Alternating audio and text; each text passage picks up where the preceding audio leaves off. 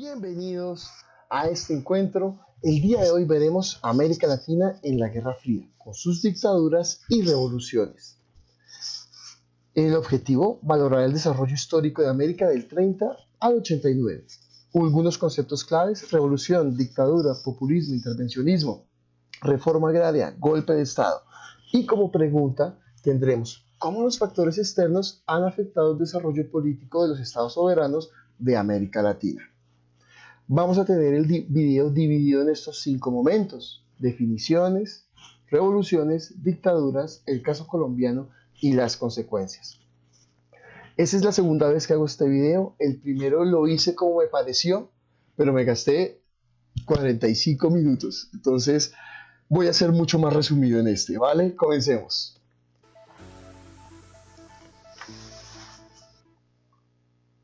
Aquí les recomiendo, por favor, pausen la imagen y estudien esta historieta, ¿de acuerdo? Y por favor traten de encontrar su relación con lo que estamos abordando.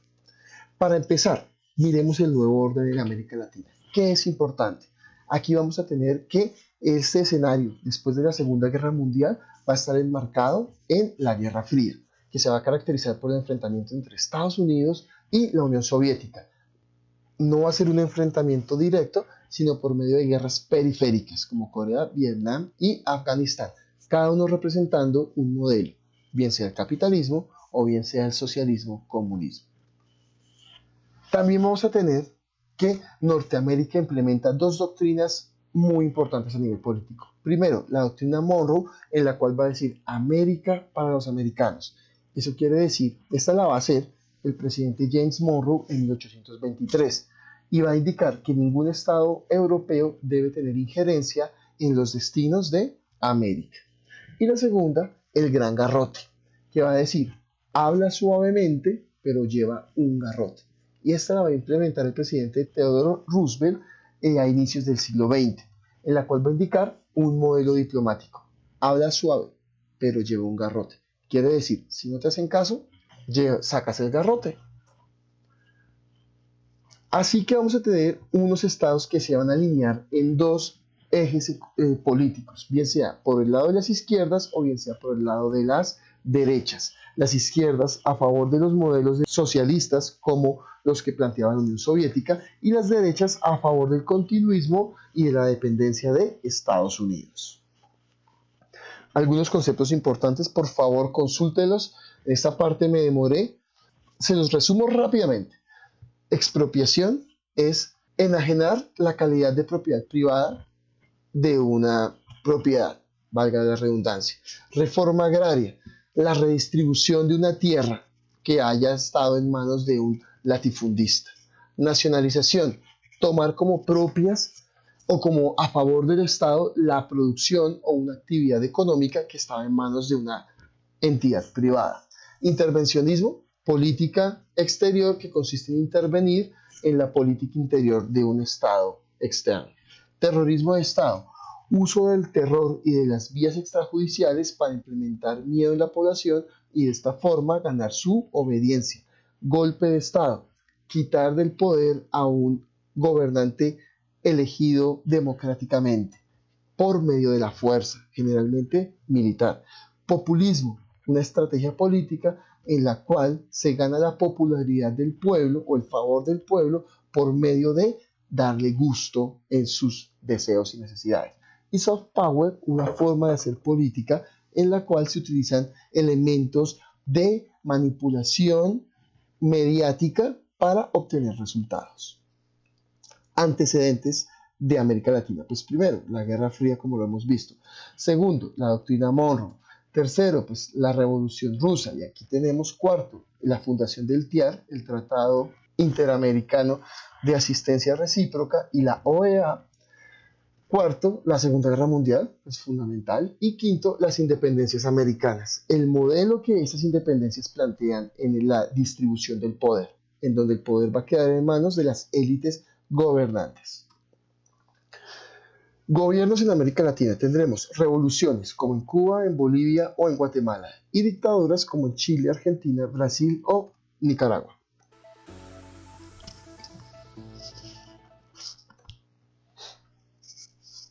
Vamos a abordar tres revoluciones, la cubana, la boliviana y la guatemalteca. La cubana en la isla de Cuba, en el Mar Caribe, vamos a tener que ser liderada por Fidel Castro, se va a dar del 53 al 59 y va a instaurar un modelo socialista. Por este motivo va a ser un objetivo de contención vital para Estados Unidos. Estados Unidos por todo vía va a tratar de derrocar este gobierno. Aquí como vemos tenemos unos antecedentes, por favor les recomiendo que profundicen, sobre todo en la vida del señor Fulgencio Batista, en el asunto del cuartel Moncada, en el barco Granma y también en la guerrilla en Sierra Maestra. Esta revolución que ya se va a convertir en el gobierno a partir del 59, se va a alinear con la Unión Soviética. Y a partir de ese momento va a comenzar una serie de reformas agrarias, expropiaciones y nacionalizaciones de las propiedades de los extranjeros. Estados Unidos va a responder con la invasión de Bahía Cochinos, con el bloqueo económico a Cuba y con su expulsión de la OEA. De esta forma, Cuba se acerca a la Unión Soviética y la Unión Soviética le ayuda con la condición de que le deje poner unos misiles nucleares, lo que va a terminar en la crisis de los misiles del año 62 y que es representada por la película X-Men Primera Generación, por cierto. Guatemala. Guatemala, esta revolución conocida como la Revolución del 20 de octubre va a estar del 44 al 54 y va a ser muy progresista, tanto así que va a ser llamada la Edad de Oro de Guatemala. Se va a caracterizar por el gobierno del señor Jacobo Arbenz, quien va, como en todas estas revoluciones, instaurar una reforma agraria que afectó directamente los intereses de la empresa Unit Fruit Company, una empresa que también tenía actividades en Colombia. Esta hace todo un lobby político para que derroquen su gobierno y lo que finalmente se termina consolidando con la operación PB Success, que termina con el gobierno de Jacobo Arbenz en el 54. Bueno, ahora Bolivia. La Revolución Nacional se va a dar del 52 al 64 y va a estar caracterizada por el MNR, el Movimiento Nacional Revolucionario, quien en las elecciones del 51 sube al poder al señor Víctor Paz Estenssoro, presidente de Bolivia en varias ocasiones, en 4 ocasiones. Esta revolución se caracteriza porque Bolivia era un gran productor de estaño, pero sus ganancias quedaban en las élites. Esto hizo que el pueblo se alzara en armas y fuera a una revolución. En este caso muy importante porque esta revolución obtuvo la nacionalización del estaño, una reforma agraria profunda y también obtuvo el voto universal para los bolivianos. Muy importante porque Bolivia es uno de los pocos países donde el voto indígena realmente importa.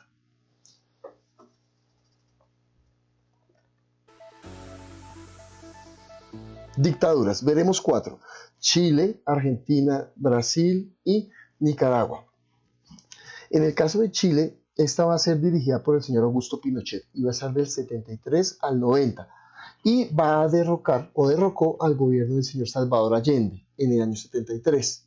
Él, en medio de su presión, se suicida y pues a partir de ese momento Augusto Pinochet se convierte en el dictador de Chile. Va a ser caracterizada por un profundo terrorismo de Estado, una gran mitigación de los medios de comunicación y una persecución a la oposición, asesinatos, desapariciones, torturas, etc. Entonces, pues fue un gobierno que tuvo unos avances económicos importantes, reorganizó la economía de una manera efectiva, pero a un costo de afectar los derechos civiles de la población.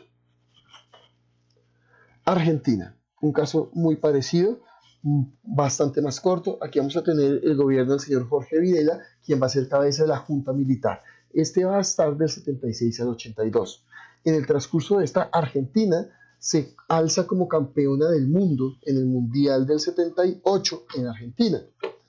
Esta es una clara muestra de soft power. Mientras los estudiantes los están desapareciendo, mientras los obreros los están asesinando, la gente estaba celebrando el Mundial de Fútbol en Argentina.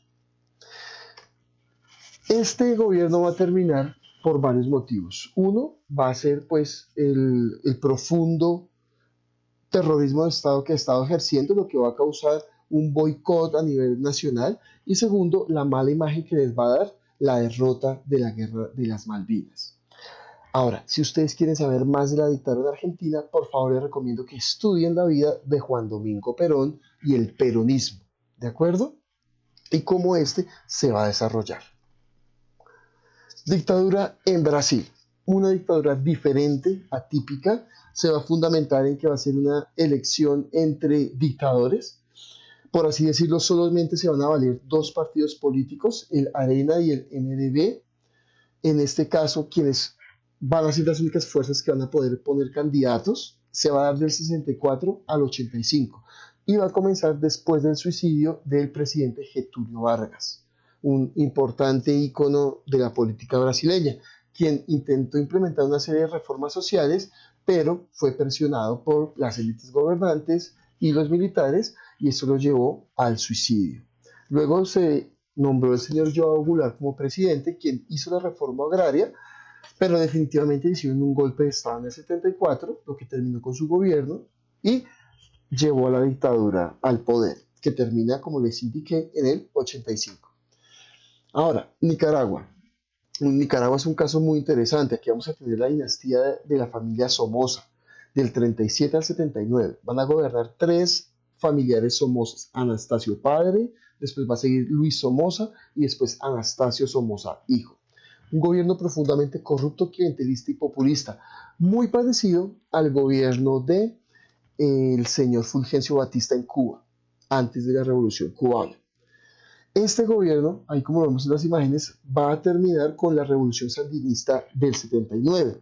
El Frente Sandinista de Liberación va a asumir el poder en el 79 hasta el 90 y ahí se va a convertir una dictadura ahora de izquierda.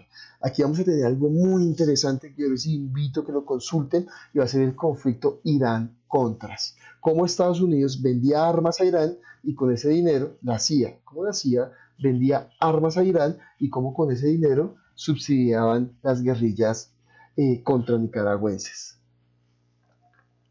Colombia, ¿cómo se va a desarrollar?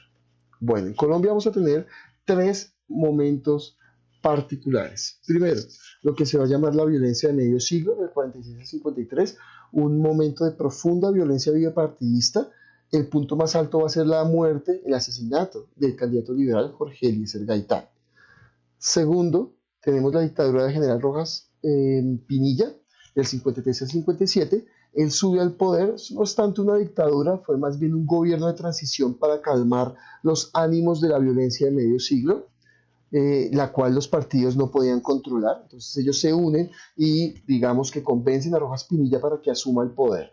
¿De acuerdo? Efectivamente se cumple, el pueblo se calma y este gobierno se caracteriza por ser un gobierno muy positivo para el país. Se funda el hospital militar, se construye la avenida 26, se construye el aeropuerto El Dorado, Infravisión. En ese sentido, Rojas se desmarca de los partidos tradicionales, por lo que estos vuelven al ataque y hacen que finalmente renuncie en el 57. Y a partir del 57, del 58, comienza un periodo que se llamó el Frente Nacional, en el cual se van a alternar liberales y conservadores en el poder, empezando con Lleras en el 58 al 62, seguido por Guillermo León Valencia del 62 al 66. En este gobierno van a surgir las FARC y el ELN, ¿no? Luego llegará el gobierno del señor Carlos Lleras Restrepo del 66 al 70 y finalmente Misael Pastrana Borrero o Pastrana Padre del 70 al 74. Cabe resaltar que en la elección del 70 se presentó un supuesto fraude electoral entre Misael Pastrana Borrero contra Gustavo Rojas Pinilla. Supuestamente iba a ganar Gustavo Rojas Pinilla, pero a última hora se dio como ganador al señor Pastrana. Esto generó una serie de protestas que van a ser tomadas en el año 74 por un movimiento llamado el M-19. Eso va a ser el germen del nacimiento de esta guerrilla. Aquí, como ustedes pueden ver, una tabla de efemérides. Por favor, pausen el video, léanla, estudienla, ténganla en cuenta y consulten lo que les dé curiosidad. Consecuencias. Vamos a manejar 7 consecuencias importantes. Primera, contención de los movimientos socialistas. Solamente en Cuba el socialismo triunfó. Segundo, graves crímenes de Estado, sobre todo en las dictaduras, pero también en las revoluciones. Torturas, desapariciones, asesinatos, exilios. persecución mediática, etc. Tercero, el capitalismo ganó y se dejaron de lado las necesidades sociales de los grupos poco favorecidos. Cuarto, se produjeron diversas luchas sociales que dividían a los países en izquierdas y derechas políticas. Y esas izquierdas y derechas terminaron en muchos casos en conflictos bélicos. Quinto, Estados Unidos, el gran ganador, se constituye como figura de poder político y económico en la región. Sexto, tanto izquierdas como derechas cercenaron los procesos democráticos, se acabaron con la democracia por un buen tiempo en el continente americano. Solamente gobernaron dictadores o de izquierdas o de derechas. Y finalmente, el soft power se instituyó como una política de intervencionismo efectiva. El manejo de los medios de comunicación, el manejo de la cultura, el manejo de la prensa, etc. Bueno, en ese contexto te pregunto, ¿cómo estos factores externos han afectado el desarrollo político de los estados soberanos de América Latina? ¿Podemos hablar de soberanía en América Latina? ¿Hasta qué nivel llega esa soberanía? Bueno, por favor, me encantaría leer esa respuesta en los comentarios. No es nada más, amigo. Si el video en algo te sirvió, por favor, dale un like, suscríbete. Te recomiendo que explores las listas. Hay información de este tema y otros temas también muy interesante que puedes abordar.